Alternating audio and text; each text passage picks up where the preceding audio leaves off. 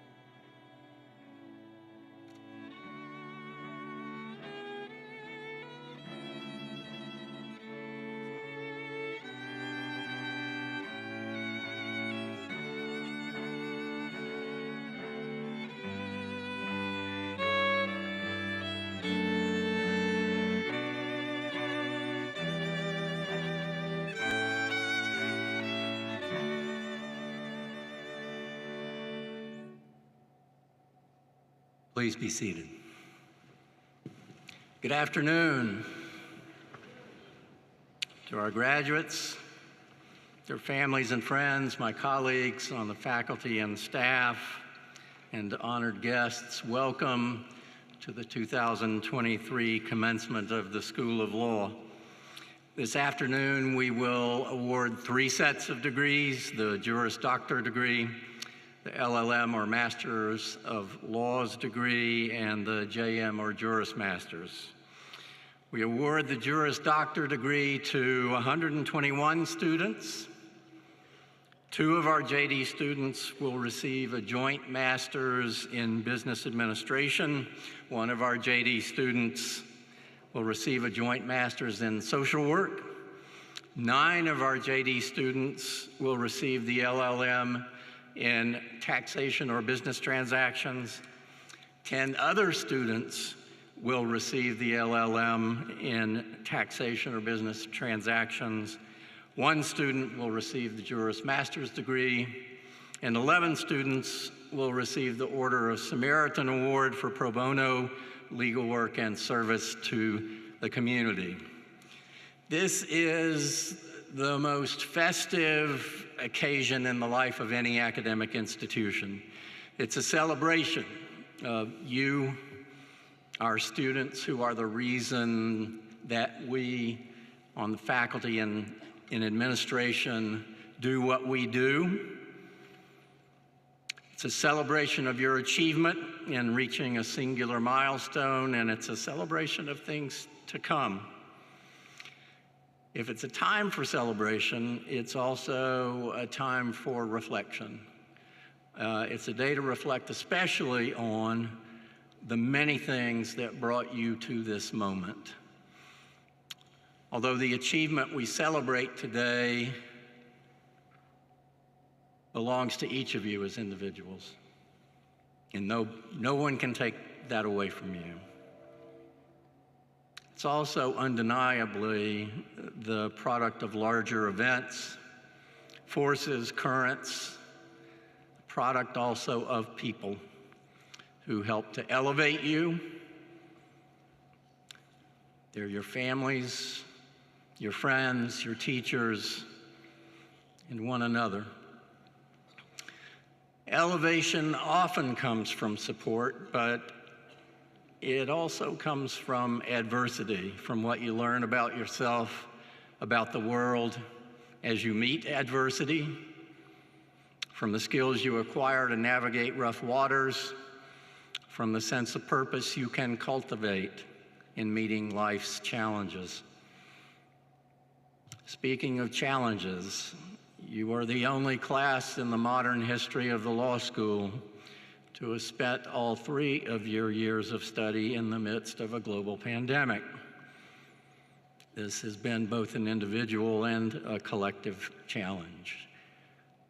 But the manner in which you have met it will mark you and your generation. And despite the struggles, you persevered, and in doing so, you can draw strength and take pride. Now please rise for the national anthem to be sung by a member of the graduating class, Angel Sims.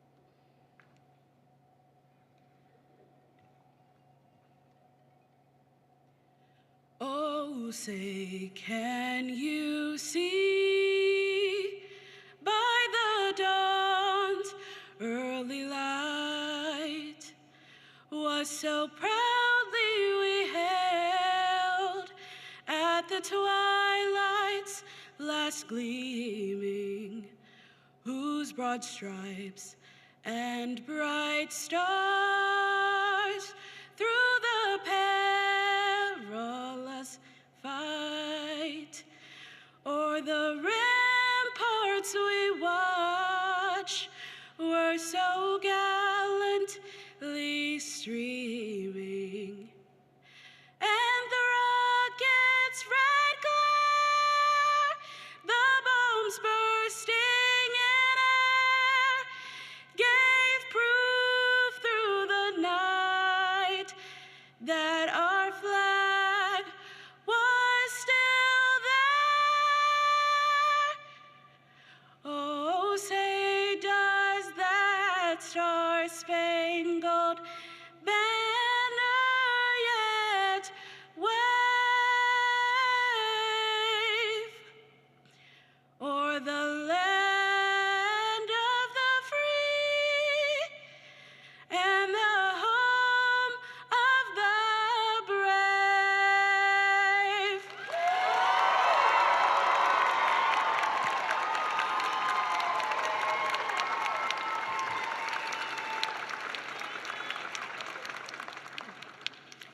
may be seated. Thank you, Angel. Let me recognize also the string quartet who were playing to my right for their music during the processional. It's very nice. It's customary for the outgoing president of the Student Bar Association to share remarks. Blaise Naiman has served in that office this past year, and as you may notice, he will not be crossing the graduation stage today. That is because he's obtaining a dual degree, JD and an MBA, that requires additional coursework beyond the usual coursework for the JD. I am confident that he will continue to tackle his final courses with the same gusto and ability that has marked his career so far in the law school. Blaise, will you please offer reflections on behalf of the SBA?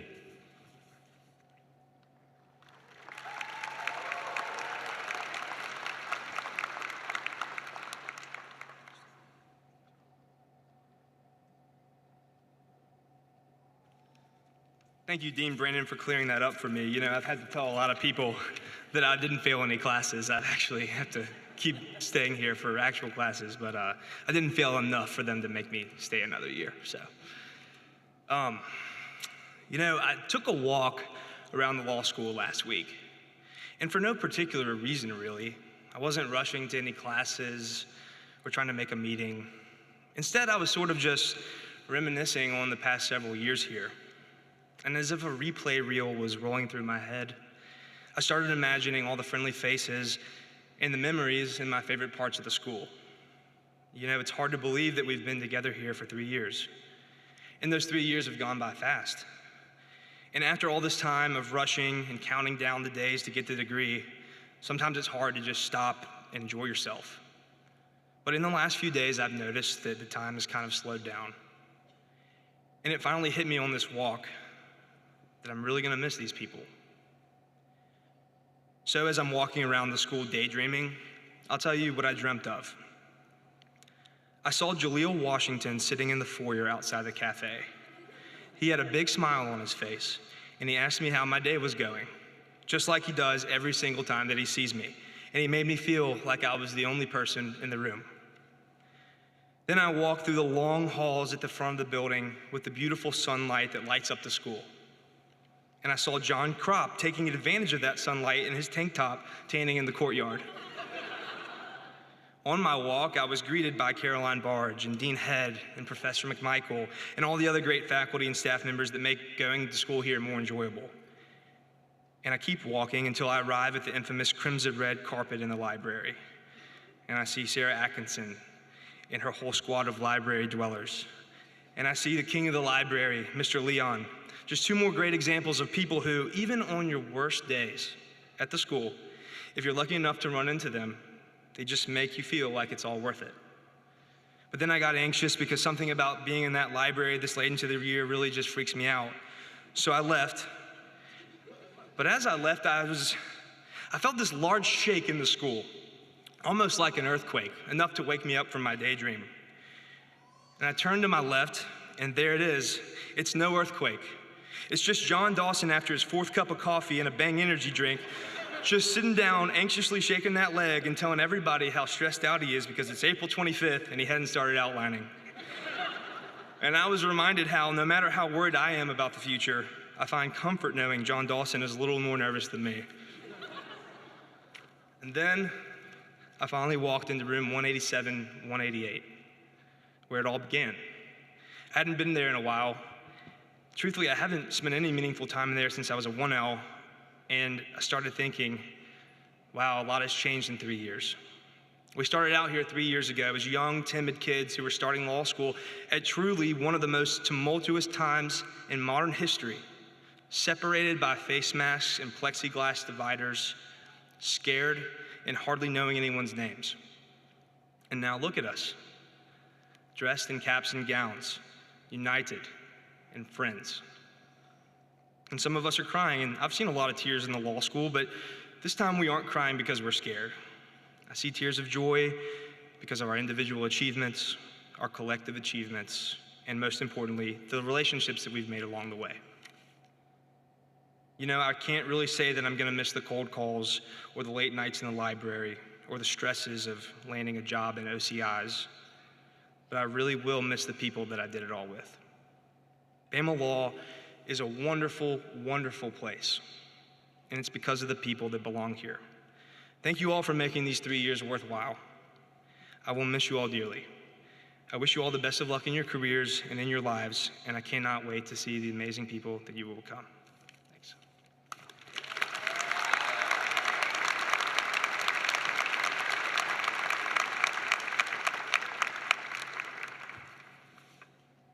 Thank you, Blaze, and thank you for your service. The valedictory address is a tradition at Alabama Law. It's customary that the address be given by the student who occupies the highest rank in the graduating class. For the class of 2023, there are 2 students who at the end of 5 semesters of study had grade point averages above a 4.0.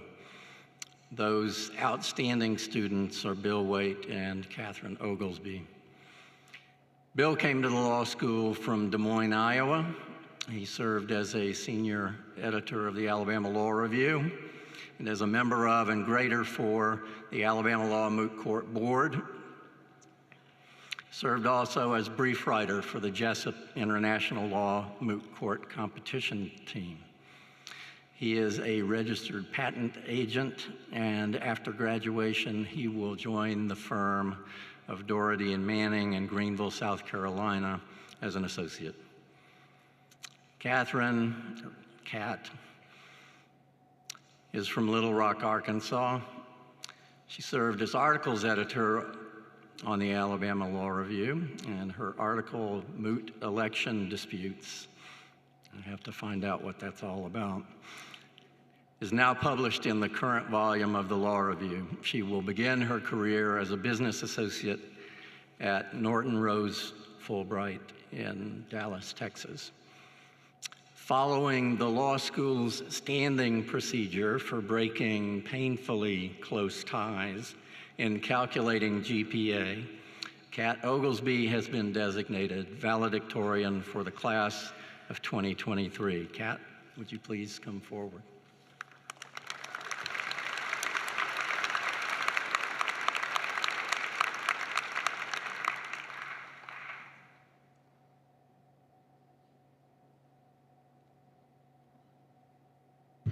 Thank you, Dean Brandon, for that kind introduction. Professors, faculty, staff, friends, family, and loved ones, thank you for being here today. And fellow graduates, I am so happy to see each and every one of you here. Today has felt like such a long time coming, so long that when I think back to life before we started here at Alabama Law, that time of my life almost seems foreign. That life before law school just feels like a different lifetime ago. And it feels ironic, or maybe even full circle, when I say that about this whole life before law school, because I remember a conversation I had before law school with someone close to me who had been to law school and talked to me about it and their outlook on it. And he said, now, Kat, people talk about how there's life before law school and there's life after law school. And then he paused for a second before he told me about what happens to life during law school. But I'll leave that for each of your imaginations. Reflecting on that saying, though, about life before and life after law school, it made me wonder, why is law school something of a demarcation in our lives? Why is it one of those before and after points? And I do think that some things have remained the same for us before law school to now. Take our personalities, for example. Some of us were probably the argumentative ones at the dinner table, even before law school, and we still are. But on the other hand, I think sometimes we take for granted both the learning and the growing that we've done these last 3 years. For starters, we survived the first year, where, as the old saying goes, they scared us to death. And that was even when a Zoom screen or plexiglass and mask were what separated us from our 1L professors. That year, though, it was more reading than we'd ever done. It forced us to be more disciplined than we ever thought we could be. We learned to question the way we thought about things, to question almost everything, it felt like at times, and to accept nothing at face value. And from that year on, though, we learned to replace the confusion and fear that I know we all felt those first few weeks of law school with confidence and mental acuity. And going forward, our last 2 years, we took those tools from 1L, not just to other classes, but also to our legal journals, scholarship, our summer jobs, to our externships, to clinics, and to help others, and so much more. But in all, the last 2 years and 9 months, yes, they've been exhausting and all-consuming and even frustrating at times. But they've also been exciting and exhilarating and awe-inspiring. Law school may have broken each of us down at least a time or two, but in doing so, it rebuilt us into more thoughtful and more intellectually critical persons.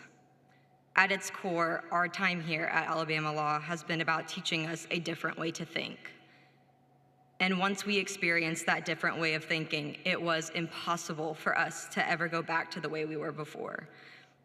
We now look at everything in the world through a more critical, a more analytical prism.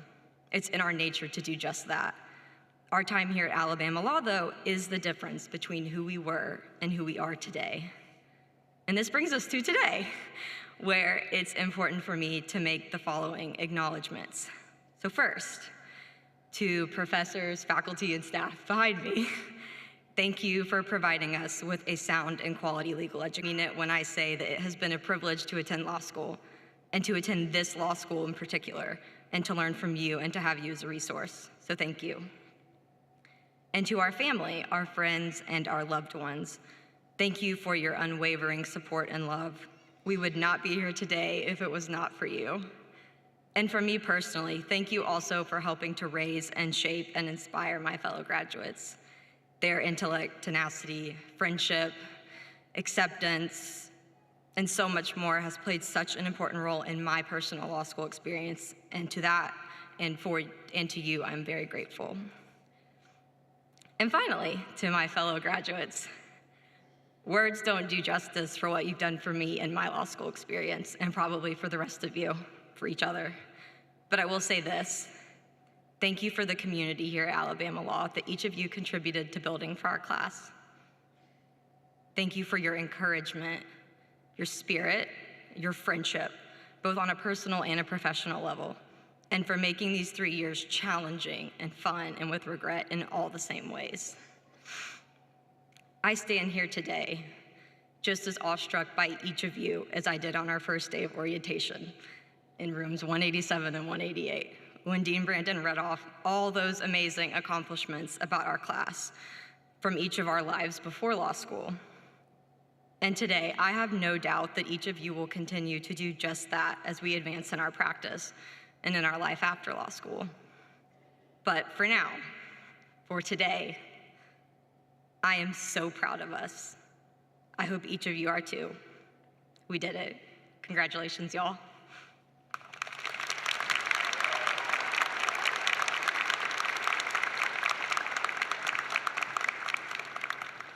Thank you, Kat, and congratulations. Before we move to the next part of the program, I want to recognize some special members of the platform party who are seated on the stage. First are members of this year's hooding team. They are members of the faculty who've been chosen by the class of 2023 to participate in this year's ceremony. Their names are listed in the program, but I should recite them for you here. Shahar Dilberry, Heather Elliott, Brian Fair, Ben McMichael. And I should note that Dean Anita K. Head was also chosen but could not be here today with regret.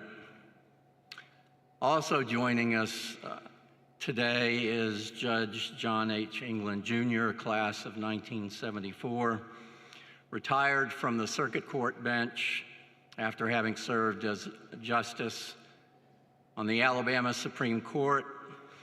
He is an emeritus member of the Board of Trustees of the University of Alabama System, and I should note, not too long ago, winner of the Samuel Pipes Award as Outstanding Alumnus of the School of Law. Finally, also joining us on stage is Judge L. Scott Kugler, class of 1984, Chief Judge for the U.S. District Court for the Northern District of Alabama and long-standing teacher of and mentor for countless numbers of students of Alabama law. And he has, I think, a special interest in today's graduating class. To the Hooders, congratulations and thanks. And to Judges England and Kugler, we are honored to have you here. It's now a pleasure and a distinct honor to introduce our keynote speaker, Mike House. Mike grew up in Birmingham, Alabama, and after taking his undergraduate degree from Auburn University, he enrolled at the School of Law and graduated here in 1971. Since then, he has become one of the most talented lawyers in the nation. He's an astute analyst, a creative tactician, superb strategist. How he got there is a combination of determination, hard work, raw ability, and if I may say so, an excellent legal education. He commenced his career as Chief of Staff to Howell Heflin, who was then Chief Justice of the Alabama Supreme Court. In his role as Chief of Staff, he took on responsibility for a massively ambitious legislative agenda that included drafting and the eventual ratification of the judicial article of the Constitution of the state of Alabama in 1973. 50 years out, this amendment stands as one of the most significant and commendable structural changes to the Alabama Constitution in the last century, unifying the state's judiciary and bringing it into the modern age. Be thankful that you study the judiciary and civil procedure of the state of Alabama today instead of 50 years ago. In recognition of his work on the judicial article, he became the youngest person ever to receive the Award of Merit from the Alabama State Bar. During his time with the Alabama Supreme Court and after that, as a practicing lawyer in Montgomery, he served as president of the Alabama Young Lawyers. Mike then moved to Washington, D.C., where his career, it's safe to say, flourished. He served as a legislative clerk to the Senate Banking Committee and as a legislative assistant to Congressman James M. Collins of Texas. Now, when his former boss, then Chief Justice Howell Heflin, ran for one of Alabama's seats on the United States Senate, Mike managed a successful campaign and joined Senator Heflin again as Chief of Staff, this time in the Senate, a position that Mike held for 8 years, and at the time he was the youngest Chief of Staff in the Senate. After a long, impressive career in public service, he founded and chaired the legislative section of the DC law firm Shaw Pittman. Then he took on a similar role for 28 years with the international firm Hogan Lovells. In 2020, he left Hogan to establish his own consulting firm, Oak Grove Strategies. His roster of professional recognitions is extensive. I'll mention just 3 here. He is listed in Band 1 of Chambers USA in Governmental Relations, where he is recognized as one of the top 3 legislative lawyers in Washington. For more than a decade, he's been listed as one of the best lawyers of America, and for more than a decade, he's been listed as a Washington, D.C. super lawyer. As impressive as his achievements and recognitions have been, his record of service is exemplary. Honorary trustee for the Shakespeare Theater in Washington, D.C. Chair, closer to home, chair of the advisory board for the Blackburn Institute at the University of Alabama. It's been a labor of love for both Mike and his wife, Gina, who is also here today. Chair of the Alumni Society for the University of Alabama School of Law, President of the Board of Governors of the Law School Foundation.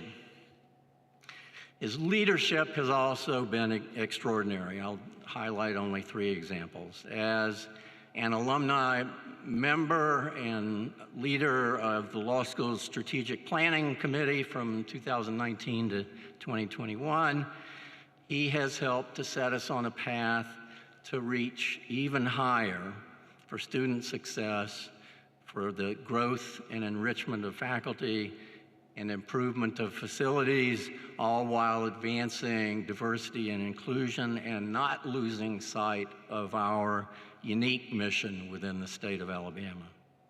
Second, he serves as campaign manager for, or cabinet member of the university's Rising Tide Capital Campaign, which is a $1.5 billion campaign.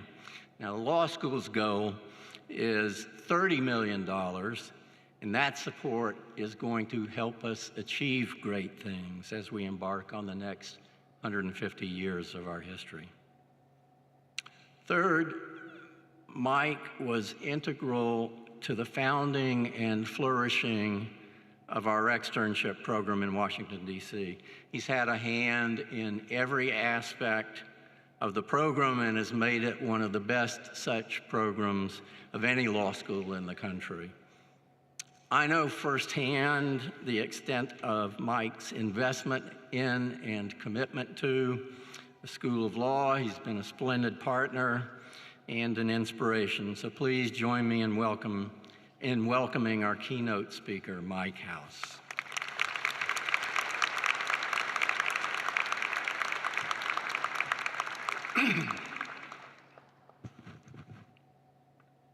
Dean Brandon, thank you for that kind introduction. My parents would have loved it, and my classmates would not have believed it. Dean, this is your final graduation ceremony. I think there's been 8, and it's been a pleasure working with you over these years. And I can attest to your commitment to the law school and your commitment to the legal profession. And I value it deeply, and I am sure that everybody here feels the same way.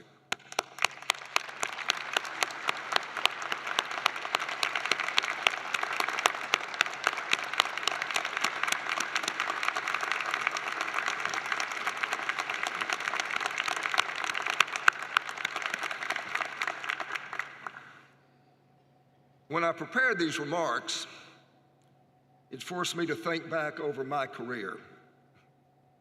And as the dean kind of listed, it's been kind of a long and winding one. But it's also been a long and fulfilling one, for the most part. It hasn't been without its challenges, and challenges bring opportunities. I thought about my teaching of the DC extern class, and I see some of you here today, and what I learned from the students, and I learned a lot. I'm grateful to the law school for preparing me for my journey and for giving me the opportunity to teach and learn from so many outstanding students. So today I'm going to try to impart on you, the graduating class of 2023, some of the knowledge and wisdom that I picked up over my long years journey. I also plan to combine that with the knowledge of a 79-year-old rock star, a 100-year-old Secretary of State, an 86-year-old civil rights activist and poet laureate, and a 27,000-year-old wizard. But let me first offer my congratulations. Congratulations to you, the graduating class of 2023, or the COVID class, as you've been called. You were brave souls in September of 2020. You walked into the unknown, uncharted territory. No one knew where the pandemic was going to end, but you persevered. And here you are today in your cap and gown, surrounded by your loved ones, getting your diploma. In class, that took hard work and a heck of a lot of dedication. As importantly, congratulations to the families that are all here today. I know you are proud, and you should be. And I am thankful today to be allowed to be here to share this with you, and it is both an honor and a privilege. A famous British philosopher and poet, Mick Jagger, once sang, "You can't always get what you want, but sometimes, my friend, you get what you need." Many of you, like me, came to law school with a certain set of expectations. Some of them were fulfilled, and others were not. But the fundamental question is, did you get what you needed? There are three major achievements you need to begin your career. You need to graduate, you need to pass the bar, and you definitely need to get a job. I see the parents are all agreeing with that one. Today you will graduate, and soon you will pass the bar, primarily because you attended an outstanding institution with a stellar faculty. They are proud of you, and I am sure you are grateful for them. The third major achievement happens the day you walk into your first job. Fortunately, because of your hard work, you should be getting a job without a problem. But it could have been in 2009, and I saw that. That was the year after 2008. But currently, the legal market is strong. And the global legal market is approaching $1 trillion. You heard me, $1 trillion. Law schools still emphasize practicing at law firms, as they probably should, since 60% of you will actually go to a law firm at some point in your career. That's a far cry from the 85% that did that when I graduated. But there are just so many other opportunities today. Corporations, accounting firms, consulting firms, state and national government, federal agencies, and nonprofit organizations, just to name a few. And I encourage you to be open to those options. The average lawyer changes jobs 7 times in their career. Law firms are good, but your legal training is a solid foundation for your success in many fields, so take advantage of it. When I graduated from law school, there were only 2 of us that went to Washington, D.C. The rest of our class thought we were crazy. There were only 2 women in our class and no black students. Currently, over 50% of the class are women. Our freshman class is the most diverse in the school's history, and Washington, D.C. is a primary place to go for our graduates that are going out of state. As our law school changed, so has the practice of law. The transformation of law firms was gradual until about 2008, and then it took off, and it has accelerated during the pandemic. Many people think that over the next 20 years, the practice of law will change more than it has in the past 200. What is driving that change? Technology, and especially artificial intelligence, or AI. And you will hear a lot about that already. You've heard a lot about it already. AI is coming at a pace that nobody fully appreciates.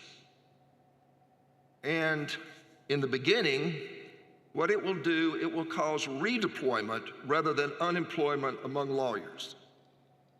But in the long term, it will be a major disruptor of the legal profession.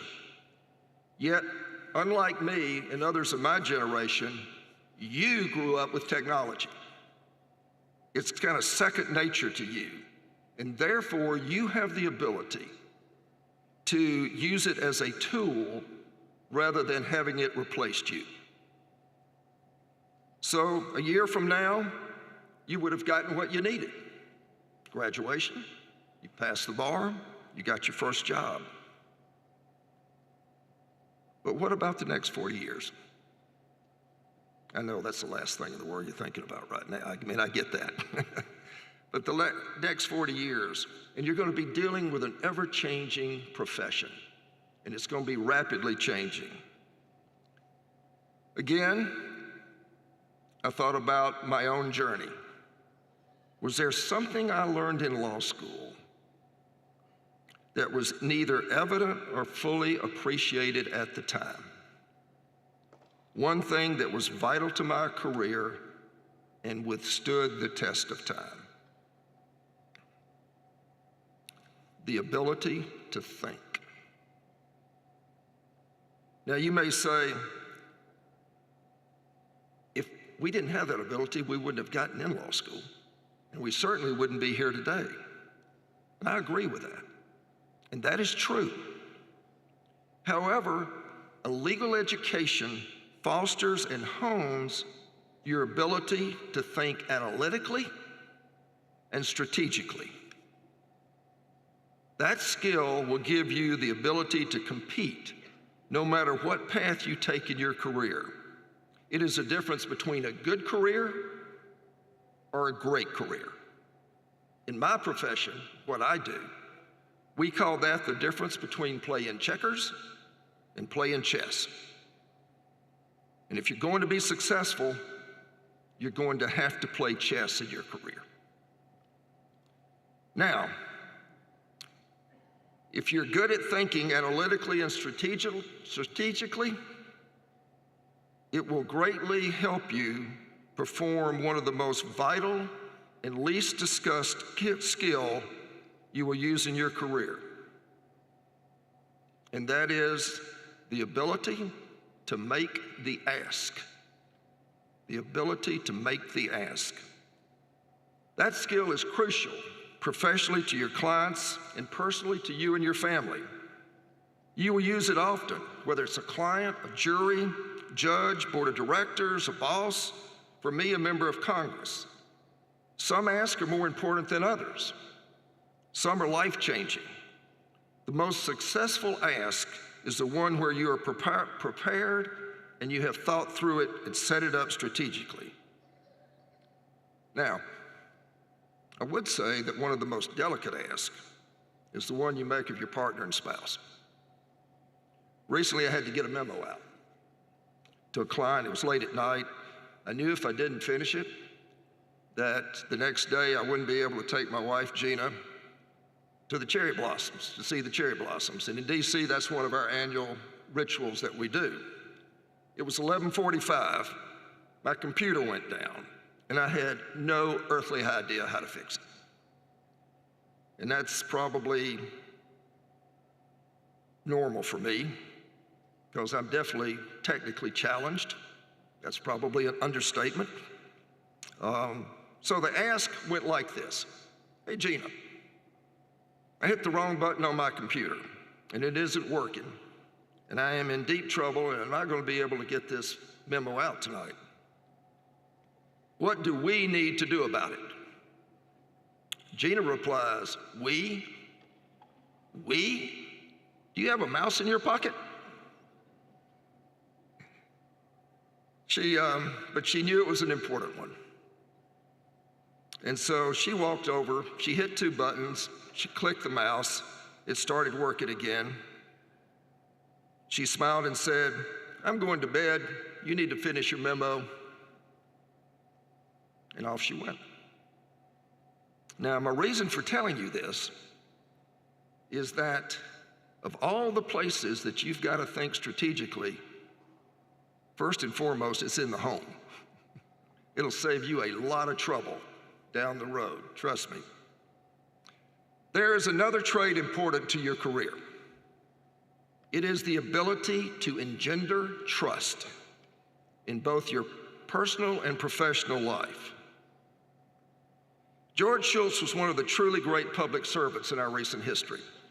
He was Secretary of Labor, he was Secretary of the Treasury, he was Secretary of State. He served under multiple presidents. His extraordinary career was centered on diplomacy and negotiations. Just days before he turned 100 years old, and 2 months before he died, he wrote an article for the Washington Post on trust. He stated that when trust was in the room, whatever the room might be it the family room, the school room, the locker room, the boardroom, or the government room, good things happened. When trust wasn't in the room, good things did not happen. Everything else is merely details. I would say that trust is a missing ingredient in our society today. It is also missing in many of our institutions, our organizations, and our governing bodies, especially Congress. I see it in Congress, and you can see it in the debate over the debt limit that's going on right now.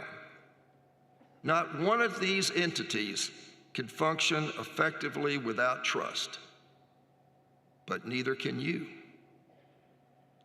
So you must strive to be trustworthy in your career as well as your personal life. Now, I presume that each of you possess the ability to be proficient in legal matters, or you wouldn't be here today. That, along with the ability to think analytically and strategically, as well as the ability to engender trust, are three of the major cornerstones of your reputation. Your reputation is one of your most important assets.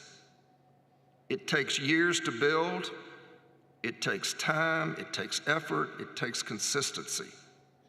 Yet it can be destroyed in an instant. And once it is tarnished, it is very difficult to rebuild. So you have to value it and you have to protect it at all costs. Your reputation is paramount to your success. But your reputation is also built upon the impressions others have of you. And one key component of that is how you treat others. The late Maya Angelou, the famous author, poet, and civil rights activist, said it best. People will not remember what you said. People will not remember what you did. But people will never forget how you made them feel. These words are words to live by, aspects of your personal and professional life. Amen to that. Finally, there's a well-known Chinese curse that says, "May you live in interesting times." This is the world that we live in, and this is the world that you're going to live in, you're going to practice in, and you're going to have your career in. I call it a world of permanent crisis. It means there's a new crisis every day. The 24-hour news cycle and social media not only thrive on it, but they demand it, and at times they even fabricate it. Recent polling shows that a majority of this country is looking for a sense of stability, a sense of calmness, and just a time to catch our collective breath. And I think everybody here, not only you, but your parents and other people here know exactly what I'm talking about. In The Lord of the Rings, the Hobbit, Frodo, expresses that feeling to the 27,000-year-old wizard Gandalf. I bet some of you have been wondering when I was going to bring the wizard up. Frodo said, "I wish it need not have happened in my time." "So do I," said Gandalf, "and so do all who live to see such times." But that is not for us to decide. All we have to decide is what we do in the time that is given us. Today you begin your journey, class of 2023. Congratulations again. We expect a lot out of you. You're a tough crowd. You're good, and you went through a lot. Many, many years from now, your career like mine will come to an end. And I'm sure yours would have been challenging, and I'm sure yours would have been very successful. And when it does end, you want to look back and you want to say, I did my best for my family. I did my best for my community and my country. I did my best for my profession, and I did the best for myself in the time that was given me. Thank you, good luck, and God bless.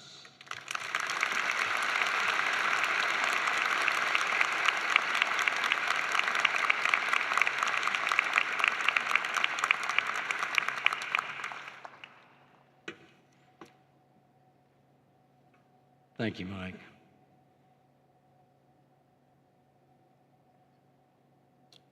We shall now confer the Juris Doctor degree upon this, the distinguished class of 2023. Immediately following, we'll also confer the Master of Laws degree and the Juris Master's degree.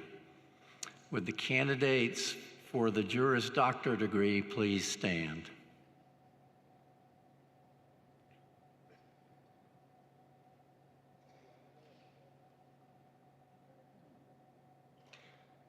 By virtue of the authority vested in me by the Board of Trustees of the University of Alabama System and as recommended and approved by the Alabama Law faculty, I confer upon each of you the Juris Doctor degree with all of its rights, responsibilities, privileges, and duties. Tassels left. Congratulations.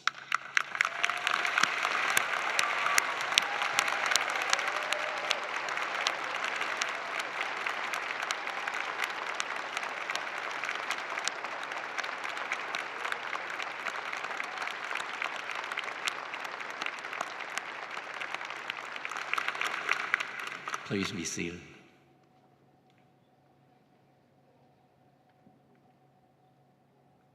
Would the candidates for the Master of Laws degree please stand?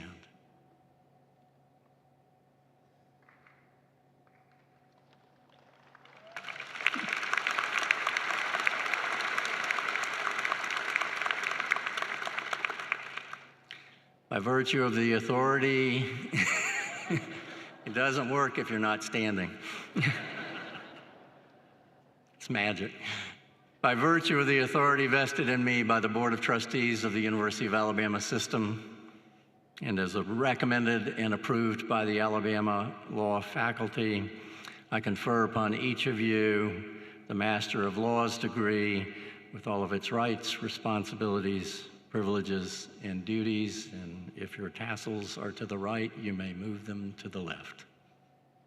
Congratulations. You may be seated. Would the candidate for the Juris Master degree please stand? If he is here, she.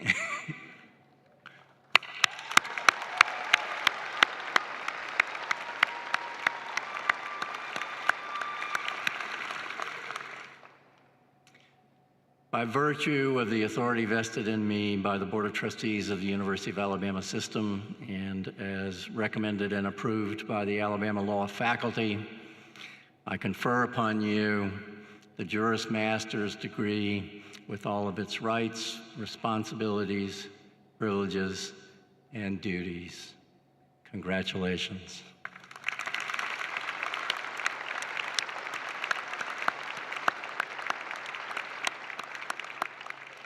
Marshals, please begin the procession.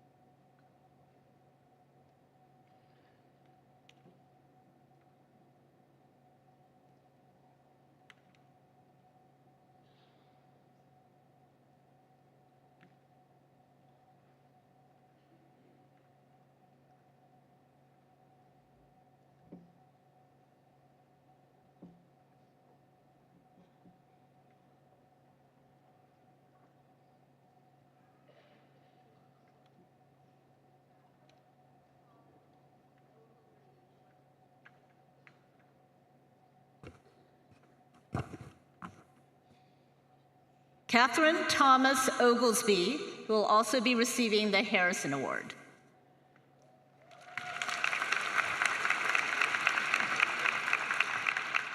Marjorie Millam Head, who will also be receiving the Harrison Award.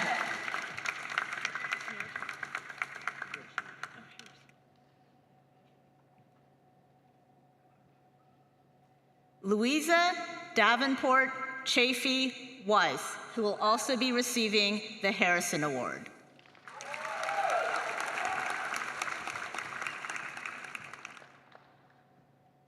Andrew Bascom Tucker, who will also be receiving the Harrison Award.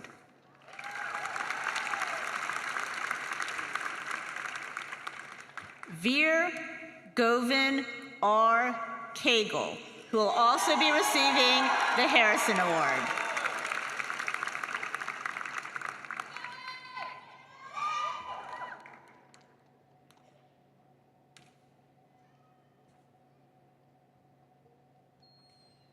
Julie Christine Newton, who will also be receiving Order of Samaritan and the Public Interest Certificate.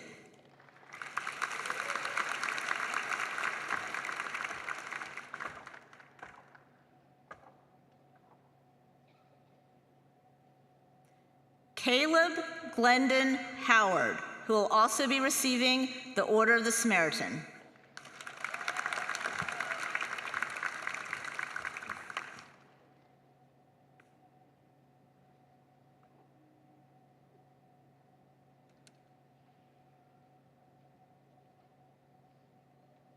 Roxana Lopez Ramos, who will also be receiving the Order of Samaritan and Public Interest Certificate.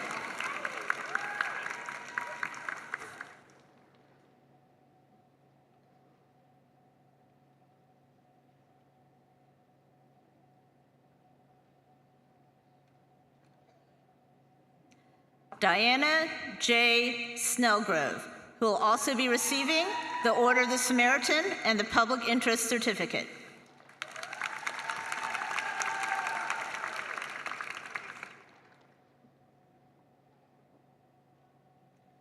Megan Ruth McElroy, who will also be receiving the Order of the Samaritan and the Public Interest Certificate.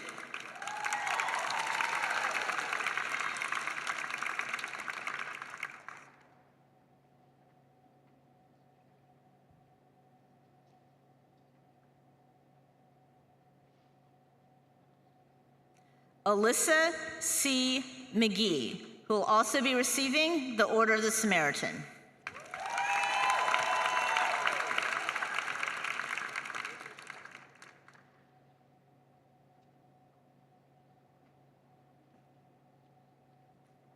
Caitlin Marie Castle, who will also be receiving the Order of the Samaritan.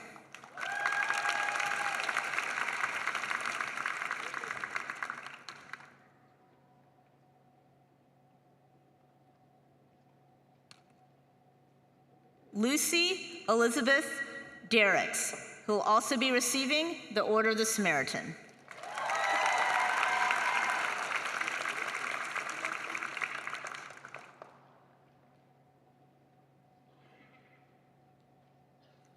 Charles Lewis Steinmetz, who will also be receiving the Order of the Samaritan.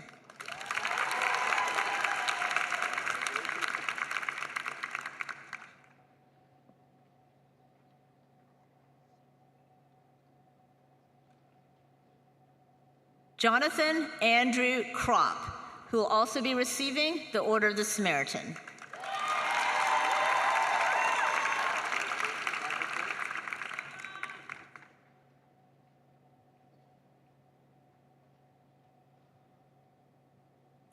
Jeremy D. Martin, who will also be receiving the Order of the Samaritan.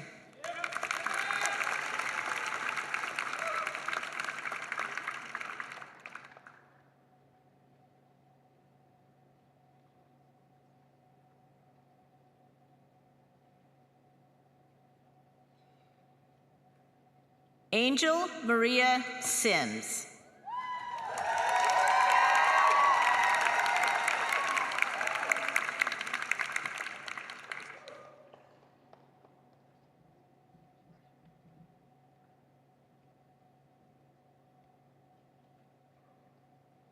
Bailey Andrew Bowling.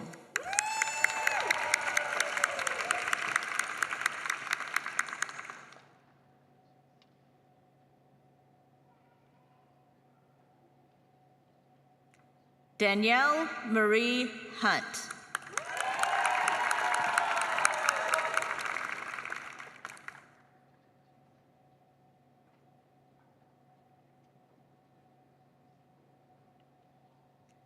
Cameron L. Dobbs.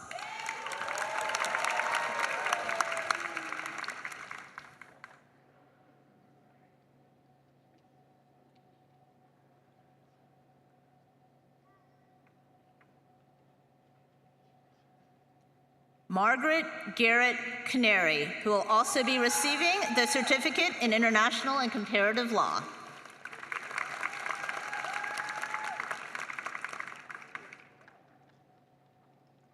Sarah Mashburn Atkinson.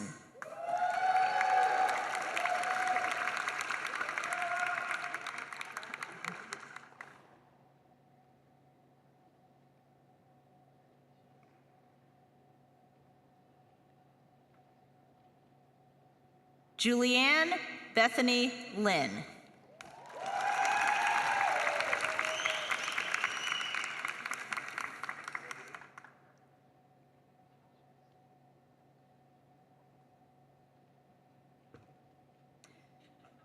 Allison Kugler Vara.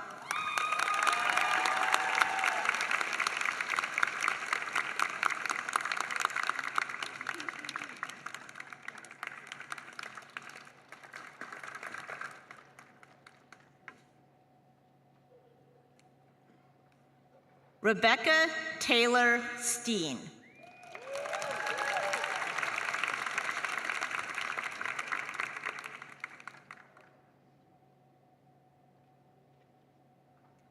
Caroline Price Matthews.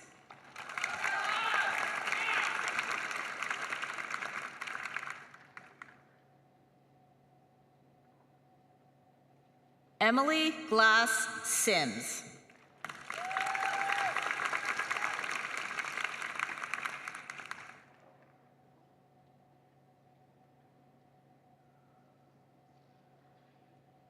Natalie Denson Henry.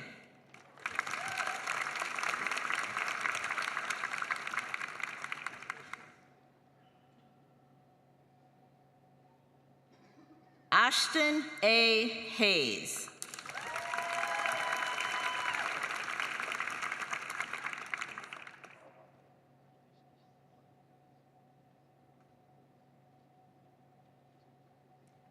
Callie Moss Shearer.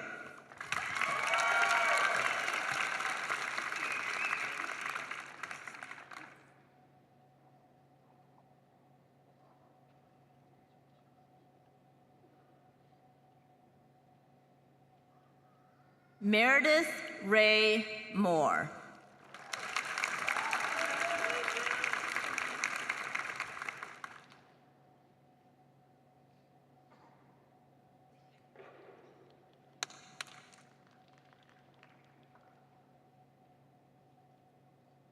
Elizabeth Ann Brown.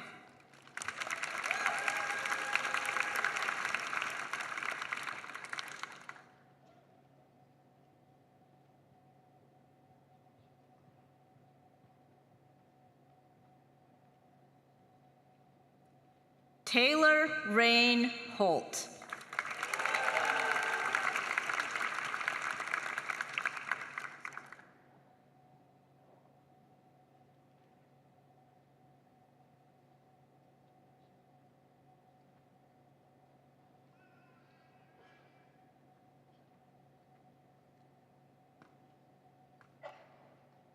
Kyra D. Perkins.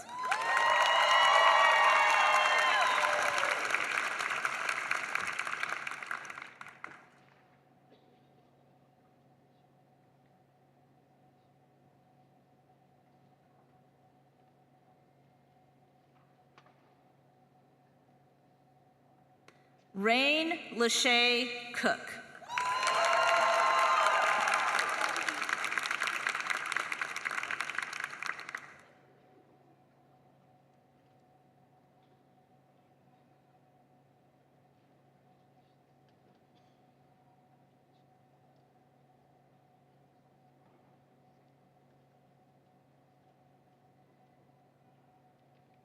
Jaleel D. Washington, who will also be receiving the Public Interest Certificate.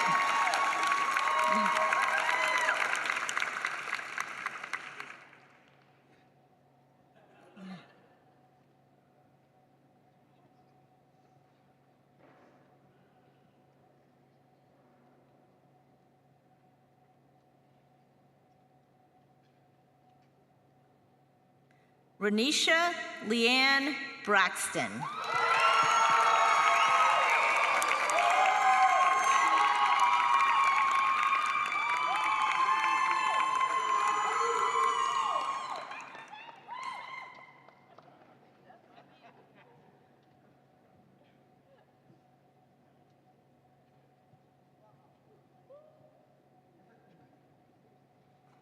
Carly Alexis Smith.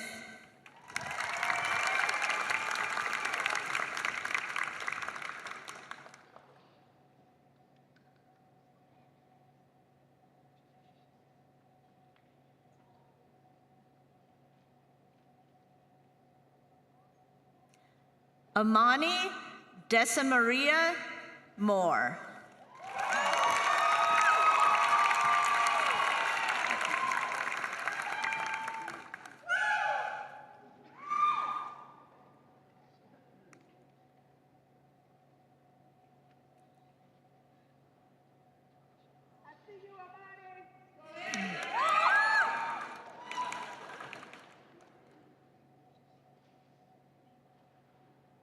Crystal Nicole Armstrong.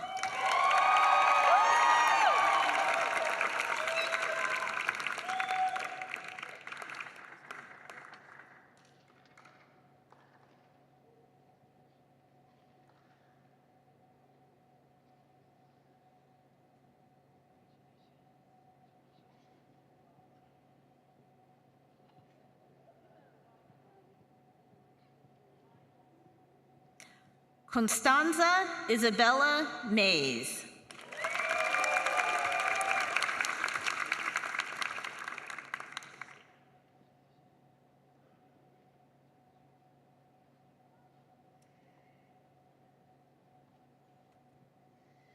Okay. Madison Taylor Bentley.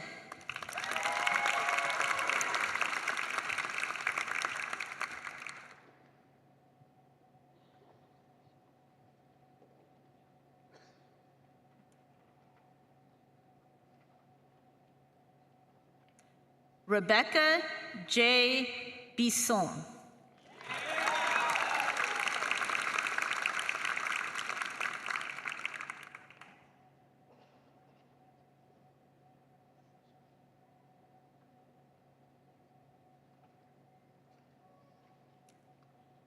Grover Cleveland Robinson V.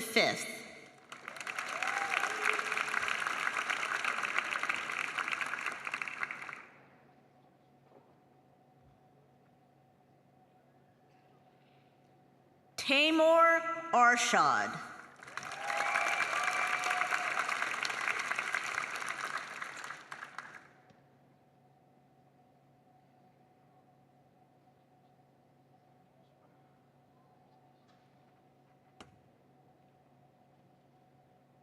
Samantha Elisa Ryerson.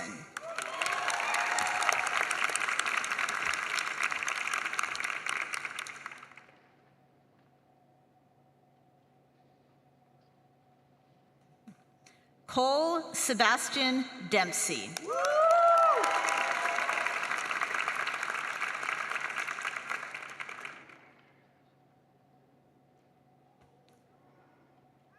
Boston James Topping.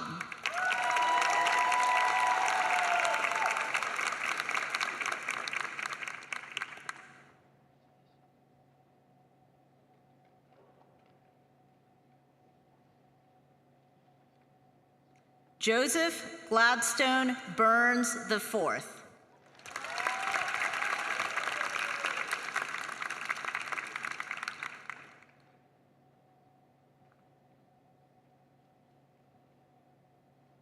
Layla Mercedes Beam Nunez.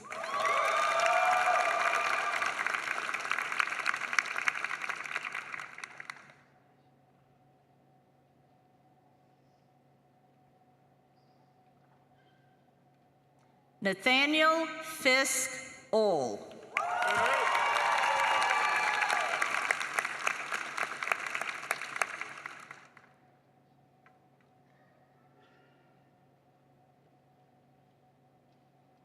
Harrison Franklin Smith.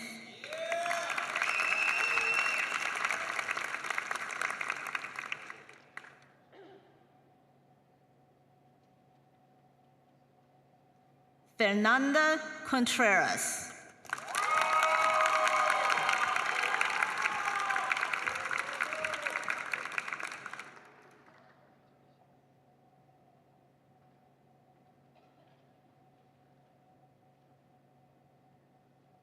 Taylor Nicole Eckenrode.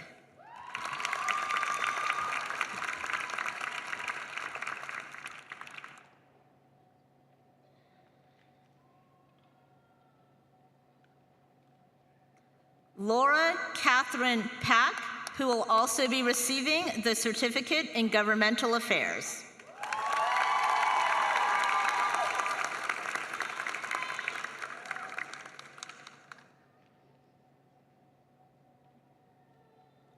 Megan Nicole McNabb, who will be receiving both the JD and the LLM in taxation.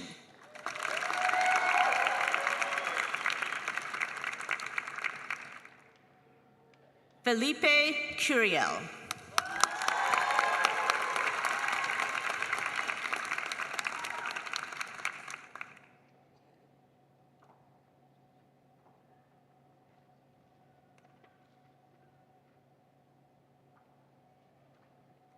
William Hall Bridges.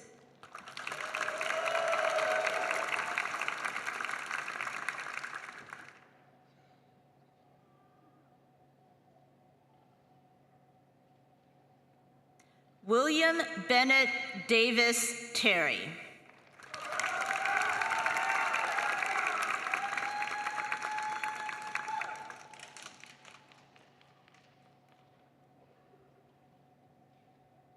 Cassidy Page Cannell, who will also be receiving the Public Interest Certificate.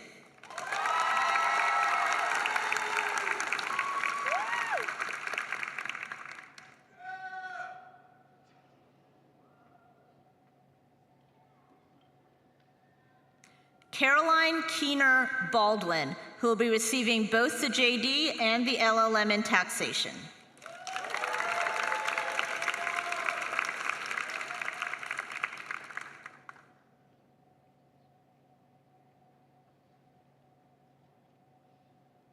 Brenna Renee Johnson.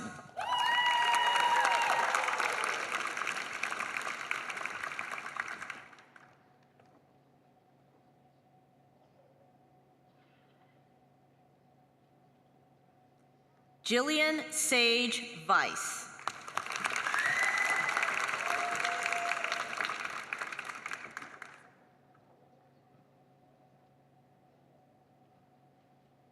Ashley Rebecca West.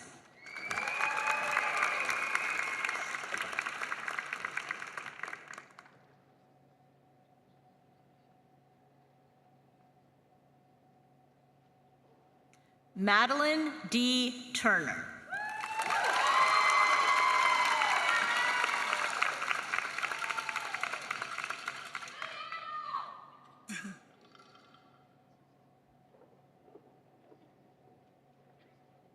Caroline Key Lamberth.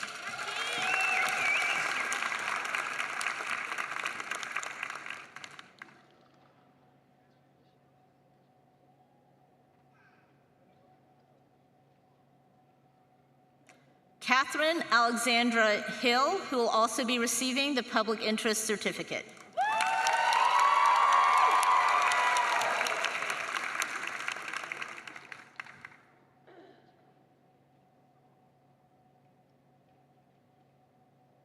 Bailey Catherine Cormier, who will be receiving both the JD and the LLM in taxation.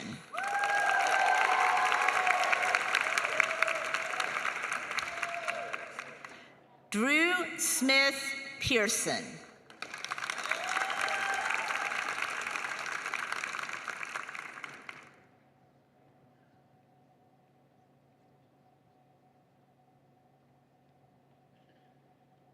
Tanner A. Love.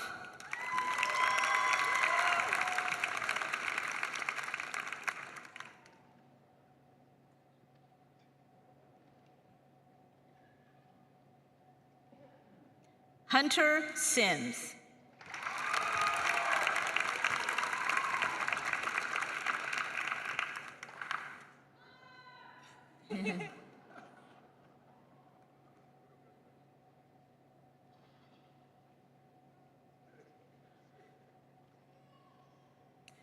Jillian Miller Purdue.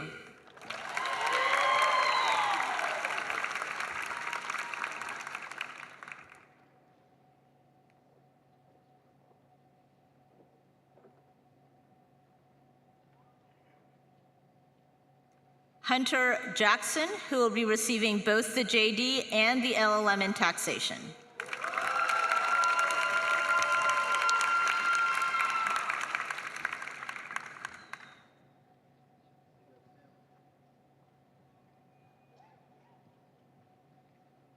Bradley A. Deem.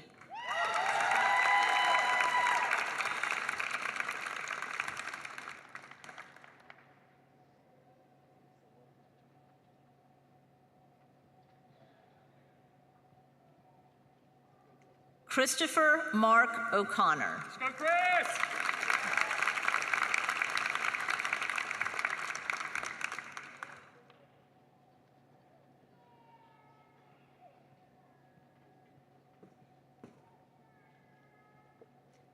Robert Woodrow Williams.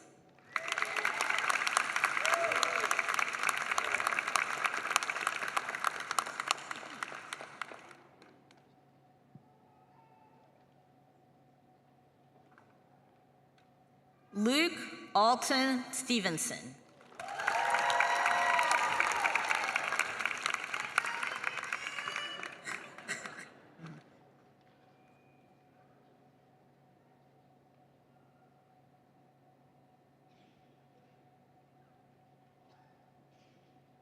Bart Harrison Adams, Jr.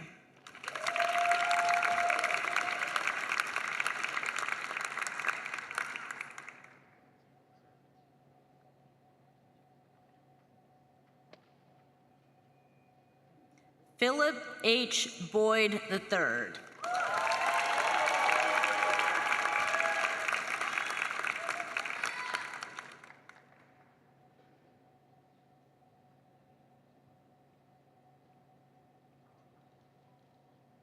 James Witt Watts.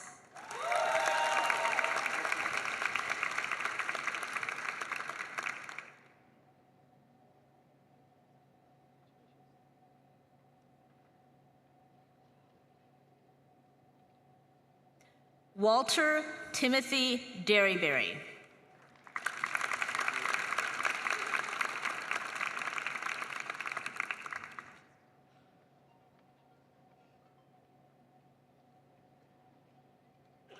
Leslie Elena Hudson.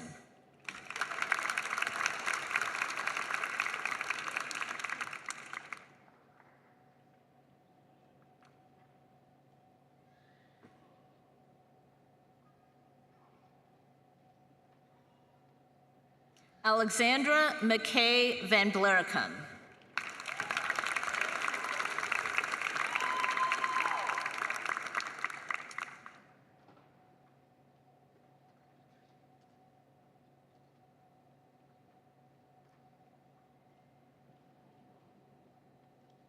Cole Christopher Adams.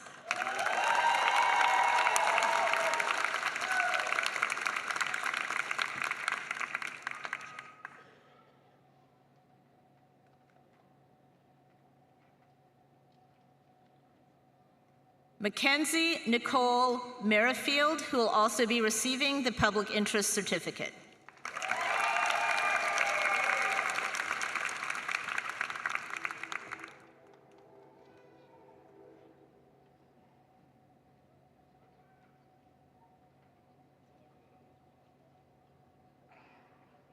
Jack Warren Emerson.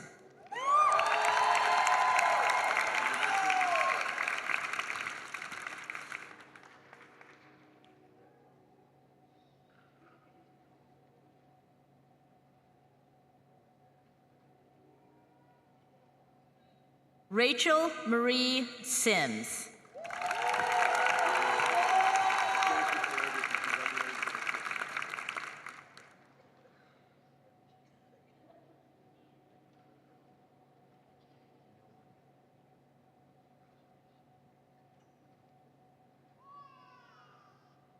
Douglas C. Martinson III.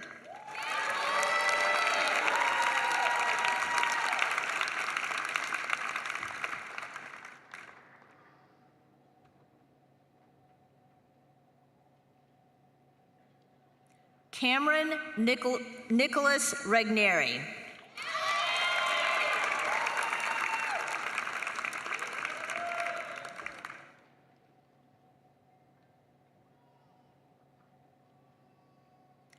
Ralph Bernard Luigi Marcaselli.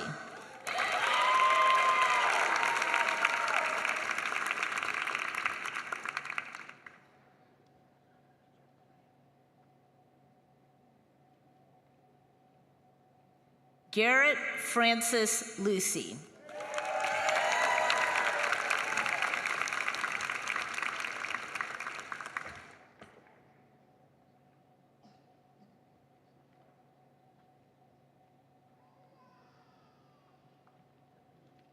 Samuel Arthur Cochran.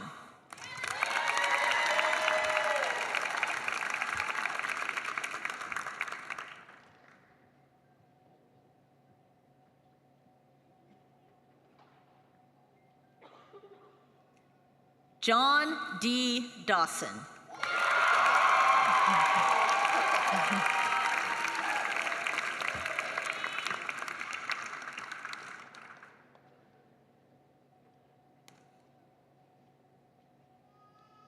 Paul Brandon Behringer III, who will be receiving both the JD and the LLM in taxation.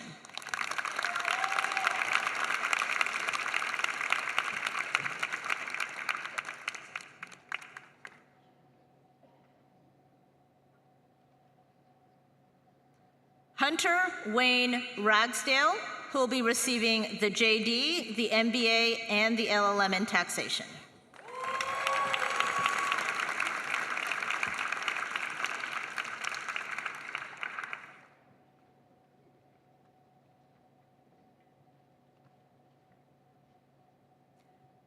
Robert Michelle Weinecker IV, who will be receiving the JD, the MBA, and the LLM in business transactions.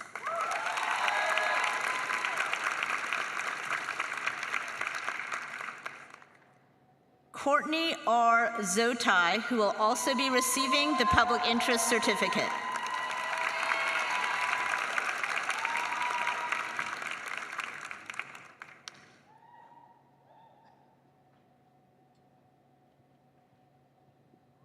William Powell Burgess III.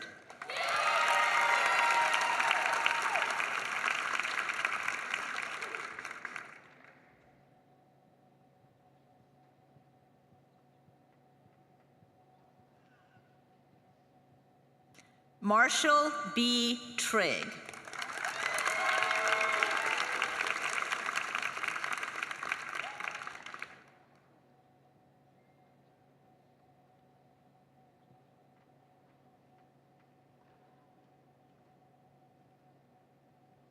John D. Hemmings III.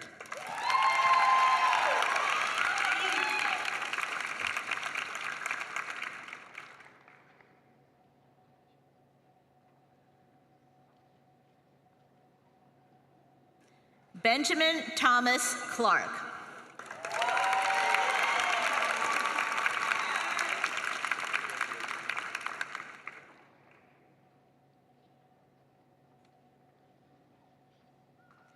Eric Joseph Thibert.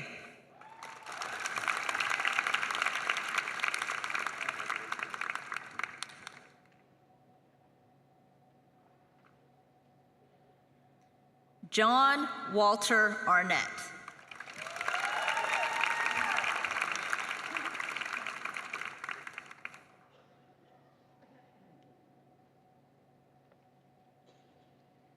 Catherine Christine Craig.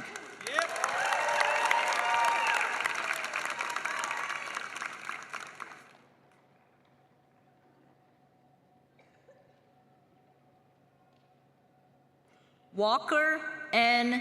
Kowalczyk.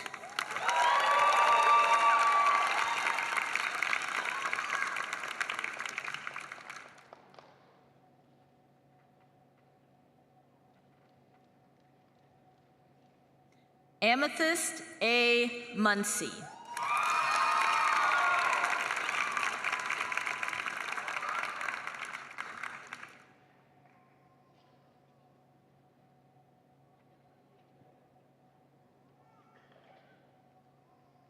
Bryce M. Dean.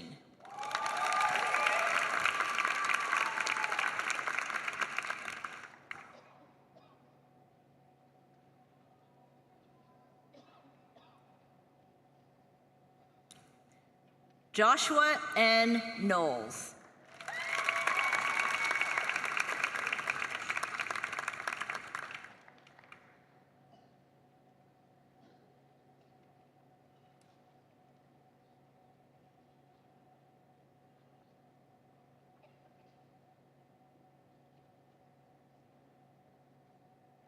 Kelsey Claire Yates, who will also be receiving the Public Interest Certificate.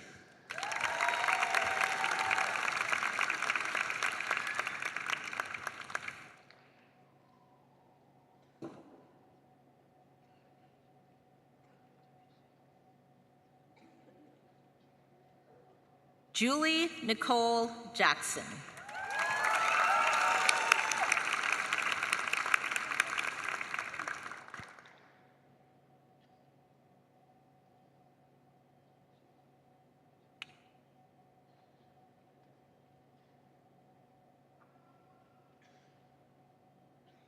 Jordan Ryan Holman.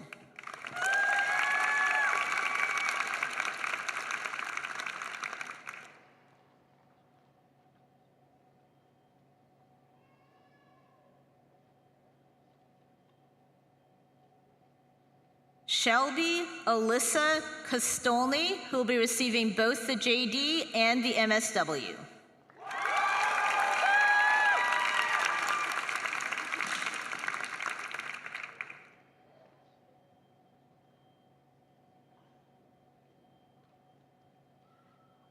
Juliana H. Kirby.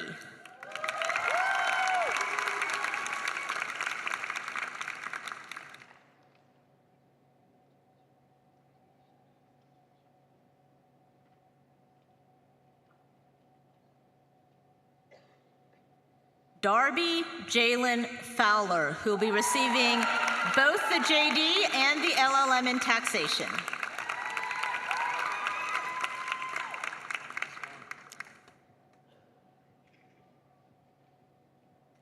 Gerald R. Ruddick.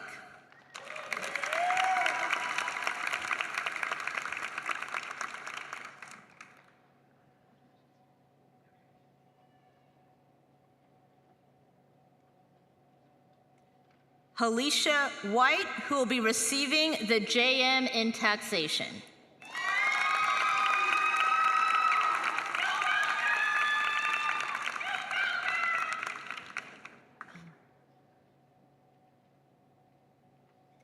Thomas W. Walters, who will be receiving the LLM in taxation.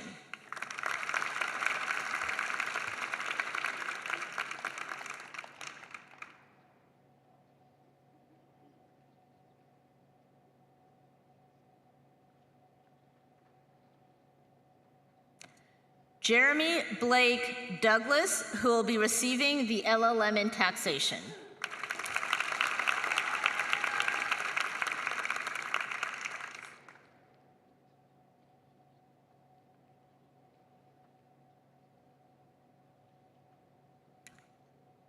Terica Nicole Farmer, who will be receiving the LLM in taxation.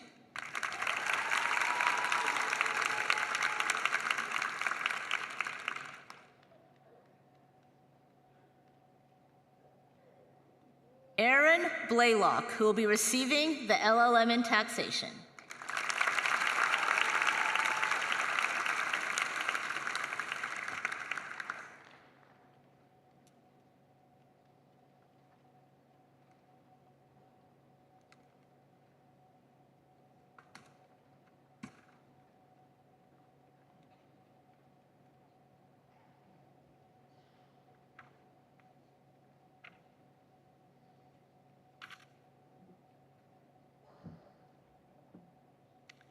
Please join me in recognizing and celebrating these 2023 graduates of the University of Alabama School of Law.